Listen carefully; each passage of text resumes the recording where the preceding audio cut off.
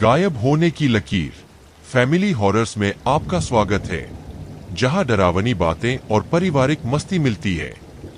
नमस्ते, मैं आपको खुश हूं कि मैं आपको ऐसी डरावनी कहानियां, इंटरैक्टिव रहस्यों और भूतिया किस्सों का एक बेहतरीन मिश्रण लेकर आया हूं, जिन्हें पूरा परिवार आनंदित हो सकता है। क्लासिक भूतिया कहानियों से लेकर ऐतिहासिक रहस्यों तक, यहाँ सभी के लिए कुछ न कुछ है। भूले मत उस सब्सक्राइब बटन को दबाना और नोटिफिकेशन बेल को बजाना ताकि आप कभी भी कोई एपिसोड मिस न करें। अपनी पसंदीदा कंबल लीजिए, पास में बैठिए और चलिए हम फैमिली हॉरर्स की दुनिया में एक साथ कदम रखें। अगर वह व्यक्ति जिसे आप बात कर रहे थे अचानक गायब हो जाए तो आप क्या करेंगे? न तो उसने आपको ब्लॉक किया, न ही लॉग आउट किए, बस गायब, जैसे वह कभी था ही नहीं। एमिली कार्टर ने अपनी आखिरी स्नैपचैट रात के 11:42 पर भेजी थी। उसके बेडरूम के दरवाजे की धुंधली तस्वीर, थोड़ा सा खुला हुआ कैप्शन लिखा था, क्या तुम जाग रहे हो? एक साधारण संदेह, कुछ भी खास नहीं, सिवाय इसके कि एमिली के बाद वह कभी दिखाई नहीं दी। रेचेल को सबसे पहले कुछ अजीब लगा जब एमिली ने जवाब नहीं दिए। वे दोनों बचपन से सबसे अच्छे दोस्त थे, दूसरी कक्षा से अविभाज्य।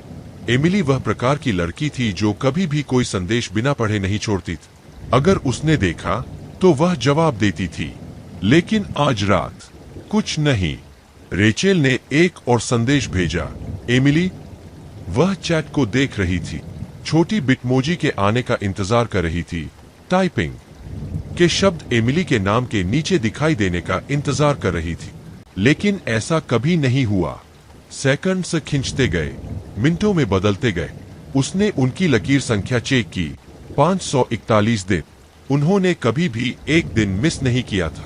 छुट्टियों में, झगड़ों में, बीमारियों में वे हमेशा कुछ भेजते थे। लेकिन फिर ठीक रात के 11:52 पर रेचेल ने कुछ ऐसा देखा जिसने उसकी तबीयत को गड़बड़ कर दिया। एमिली की बिटमोजी गायब हो गई, उसका यूजर नेम गायब था। यह ऐसा नहीं था कि उसने उसे ब्लॉक किया हो। जब कोई आपको ब्लॉक करता है तो चैट बनी रहती है, लेकिन संदेश नहीं जाते। यह अलग था। ऐसा लगता था जैसे एमिली का स्नैपचैट पर कोई अस्तित्व ही नहीं था। रेचेल ने कॉल करने की कोशिश की।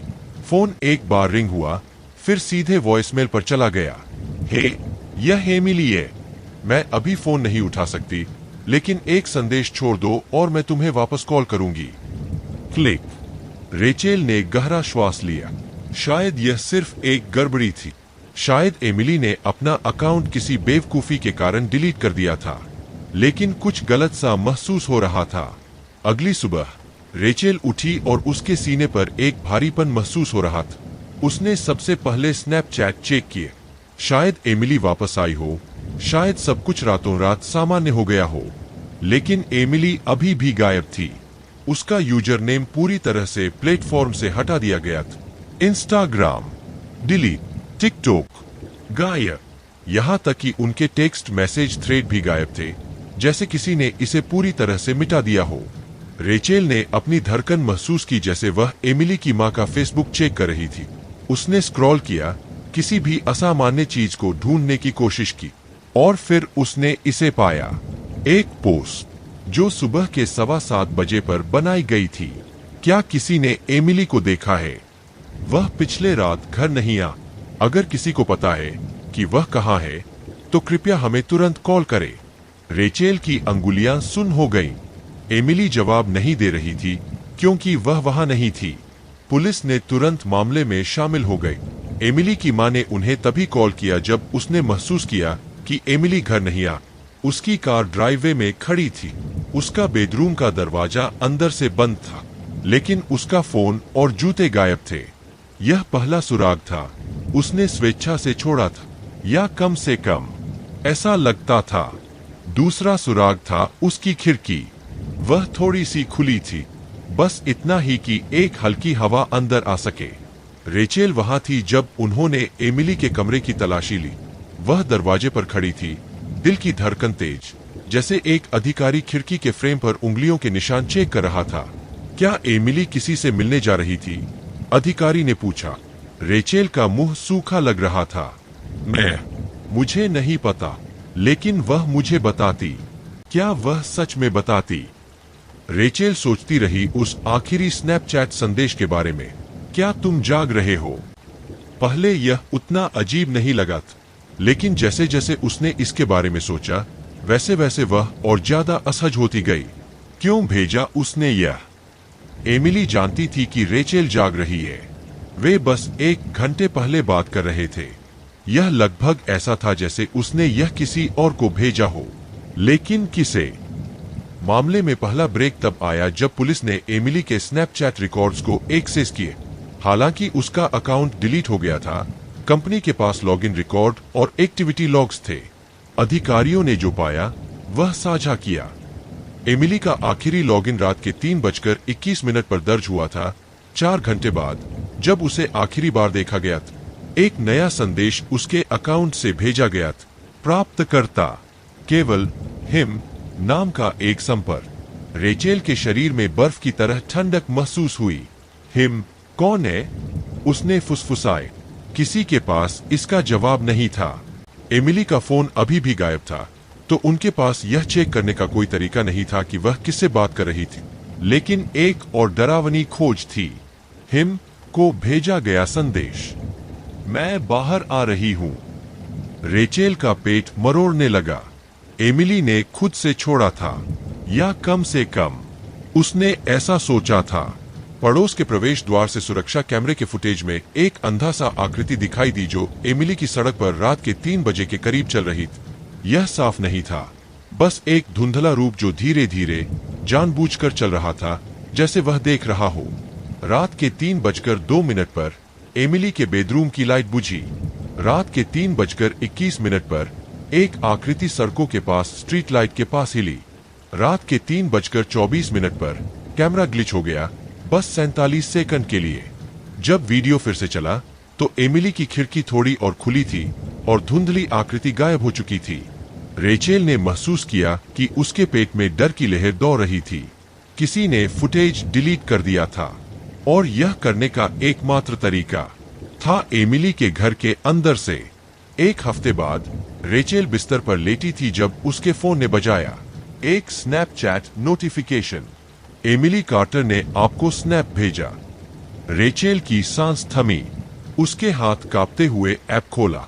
स्क्रीन 5 सेकंड तक काली रही, फिर स्टैटिक, फिर एक धुंधली छवि।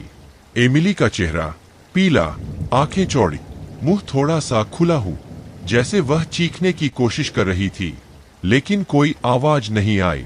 और कैप्शन, वह अभी भी यहां है। रेचेल ने फोन गिरा दिया। उसकी धड़कन उसके कानों में गूंज रही थी। जब उसने स्नैप को फिर से खोलने की कोशिश की, वह गायब था। एमिली का यूजर नेम फिर से गायब हो गया, जैसे वह कभी थी ही नहीं। आज तक एमिली कार्टर कभी नहीं मिली।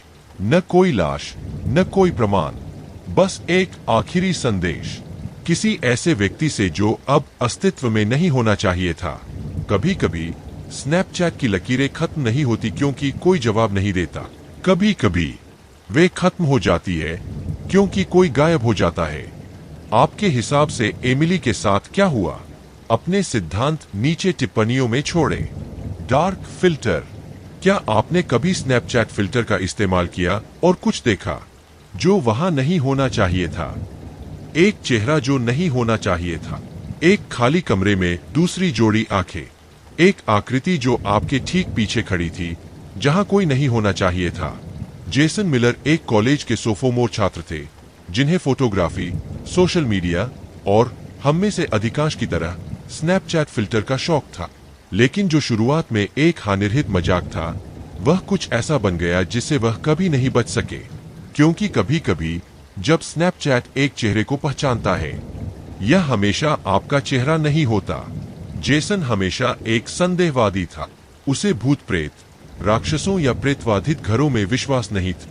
वह उस प्रकार का आदमी था जो डरावनी फिल्मों पर आंखें घुमाता और हर डरावनी कहानी को बस एक संयोग मानकर नकार देता।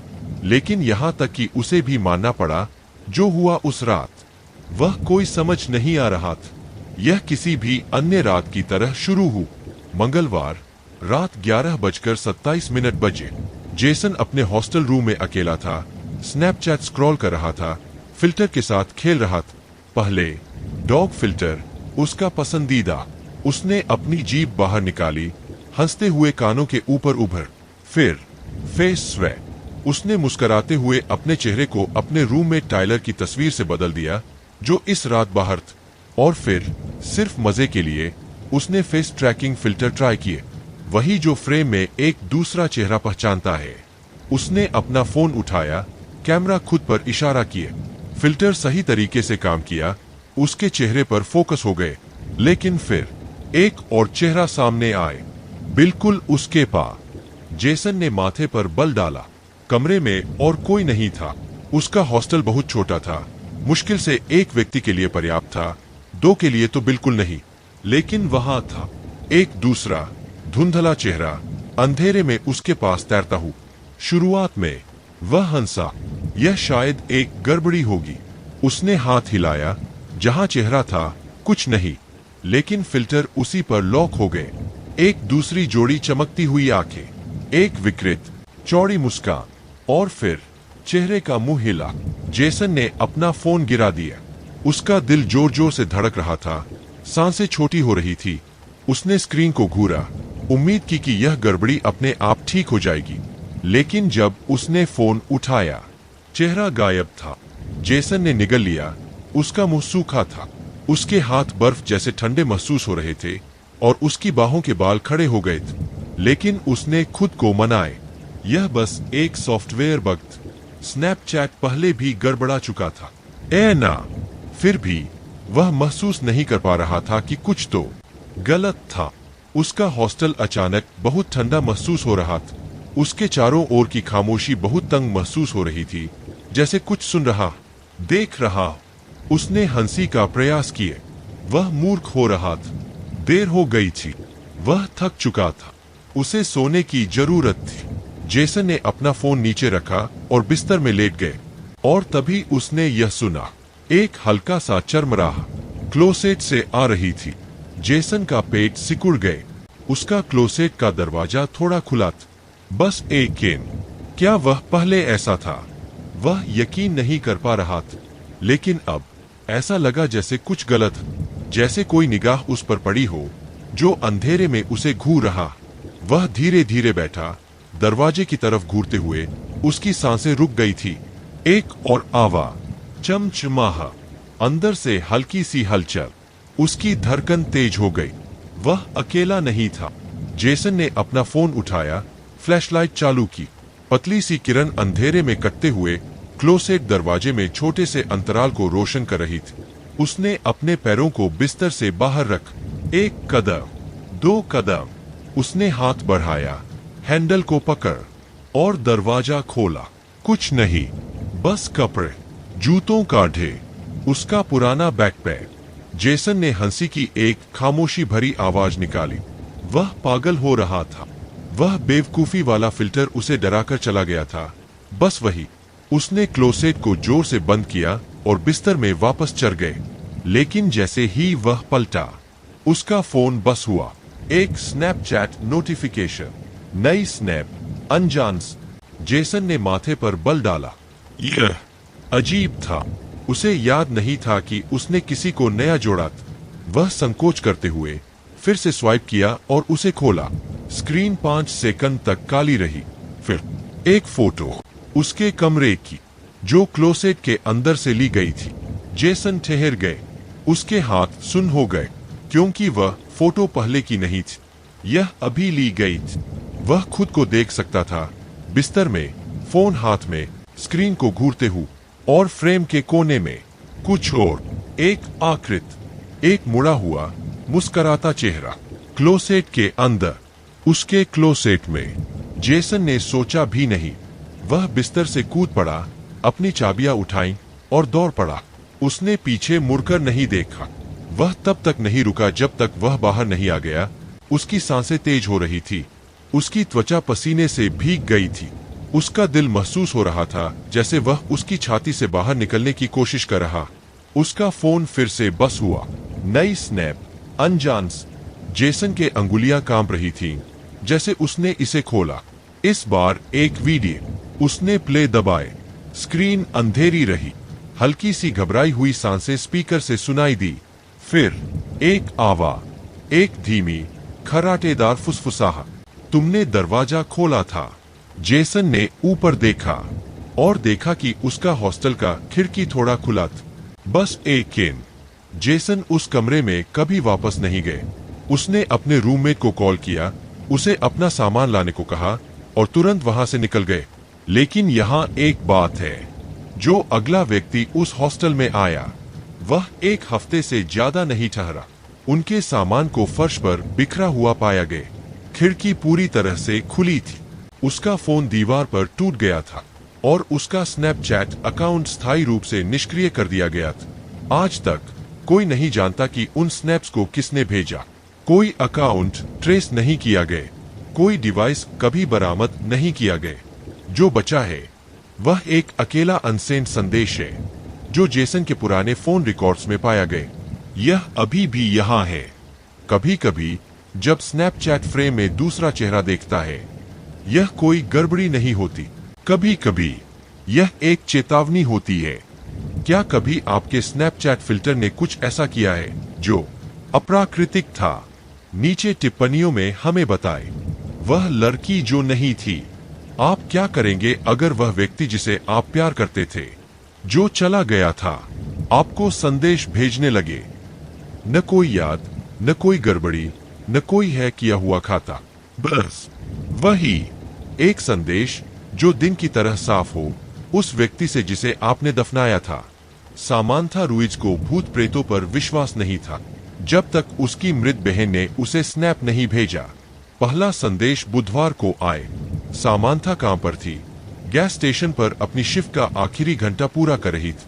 आधी रात के बाद दुकान खाली थी और वह काउंटर पर झुकी हुई थी, अपना फोन स्क्रॉल कर रही थी।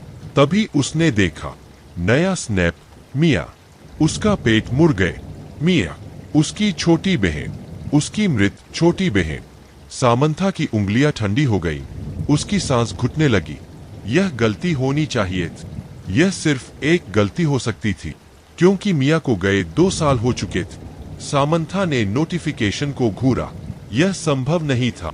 मिया का फोन दुर्घटना में नष्ट हो गया था। उसका स्नैपचैट अकाउंट तो अंतिम संस्कार के बाद से निष्क्रिय हो जाना चाहिए था। उसके हाथ कांप रहे थे। उसने स्क्रीन पर टैप किए। स्नैप खुल गए।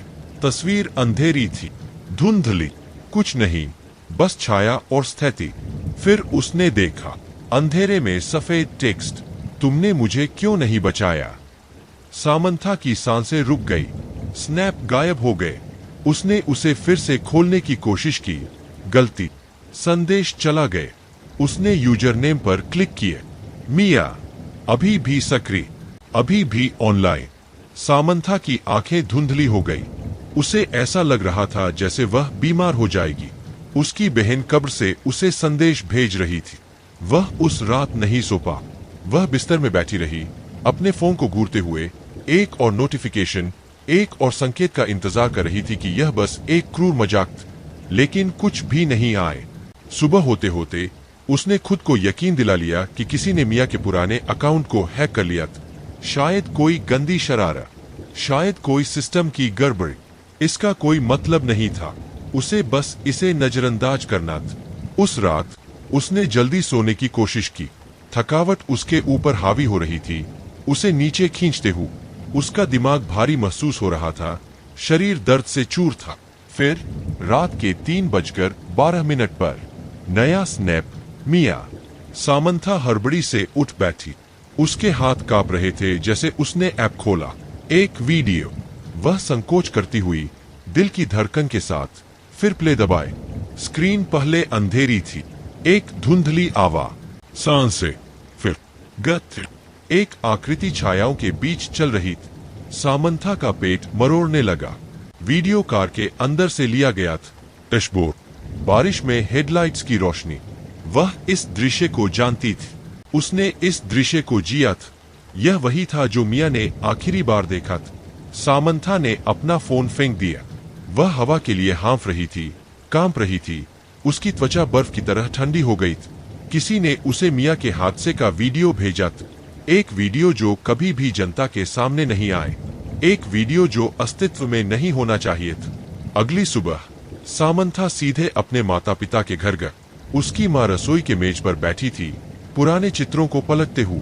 उसका पिता बाहर कार पर काम कर रहा था। उनमें से किसी ने भी मिया के अकाउंट को नहीं छुआ था। उनमें से किसी ने भी महीनों से उसकी बात नहीं की थी। उसकी माँ ऊपर देखी, थकी हुई, दूर दूर। क्या तुम ठीक हो मीजा? सामंथा को यह सवाल का जवाब देने का तरीका नहीं पता था। माँ, क्या तुम्हारे पास मिया का पुराना फोन है? उसकी माँ का चेहरा अंधेरा हो गए। नहीं, वह दुर्घटना में नष्ट हो गया था। क्यों? सामंथा ने अपने होंठ चबा। उसे यह कैसे कहें, यह समझ नहीं आ रहा था। उसका अकाउंट अभी भी सक्रिय है। उसकी माँ की आंखें चौड़ी हो गई। फिर बिना एक शब्द कहे वह उठी और कमरे से बाहर चली गई। उस रात सामंथा ने सोने से मना कर दिए।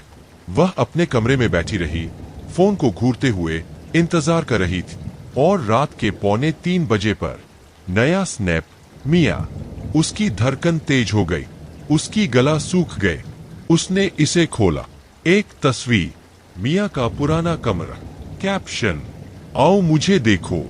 सामंथा के हाथ सुन्न हो गए। मिया का कमरा अंतिम संस्कार के बाद से बंद।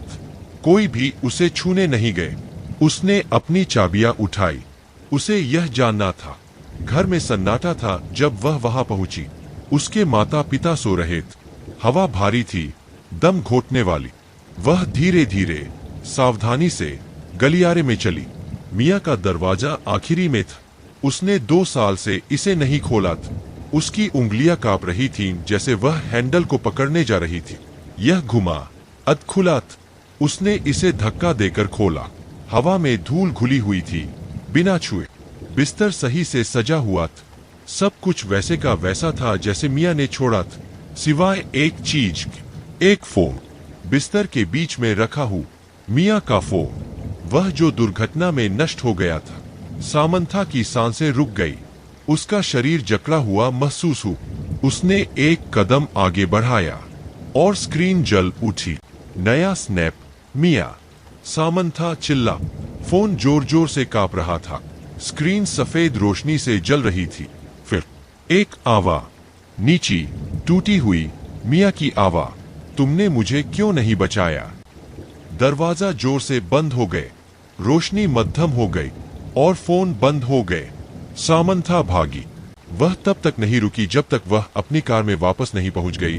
हांफते हुए, कांपते हुए उसका दिमाग चीख रहा था। वह कभी उस कमरे में वापस नहीं गया। और अगले दिन मिया का अकाउंट गायब हो गए। आज तक मिया का फोन कभी नहीं मिला। उसका अकाउंट कभी ट्रेस नहीं हुआ। लेकिन संदेश, वे कभी नहीं रुके, क्योंकि हर साल उसकी मृत्यु की सालगिरह पर नया स्नैप, मिया, एक अंतिम संदेश, मैं अभी भी यहाँ हूँ। कभी कभी जब मृतक हमें पहुँचने की कोशिश करते हैं, यह एक याद नहीं होती, यह कोई शरारत नहीं होती, यह कोई गलती नहीं होती, यह एक चेतावनी होती है। क्या आप क्या करेंगे अगर कोई खोया हुआ प्रिय व्यक्ति आपको संदेश भेजे? नीचे टिप्पणियों में हमें बताएं।